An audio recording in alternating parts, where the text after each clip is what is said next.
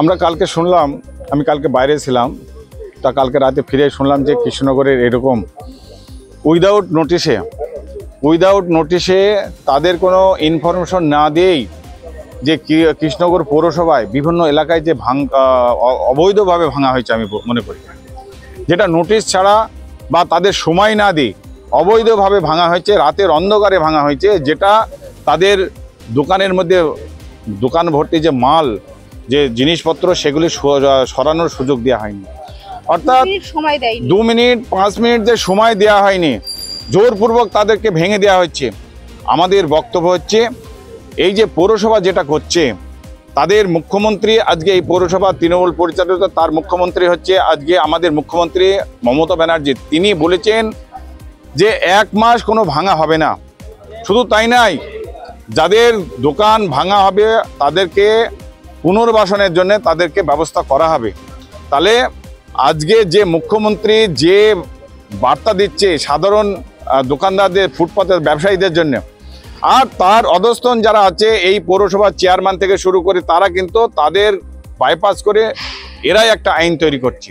তাহলে আমরা মনে করছি যে আজকে কোন ভরসায়, আজকে কাদের ভরসায় আজকে জনগণ, এই ব্যবসায়ীরা আজকে ব্যবসা করবে?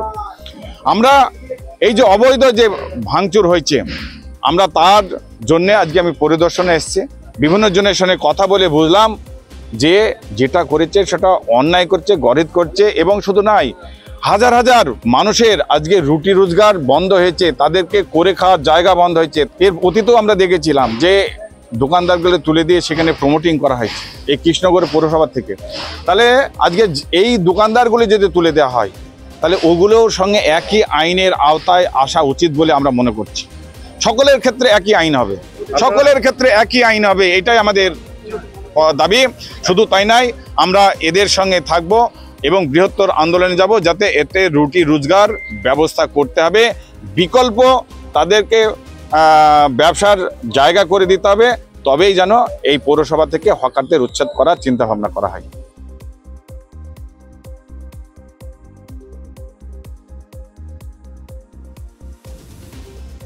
আমাদের ভিডিও ভালো লাগলে লাইক এবং শেয়ার করুন।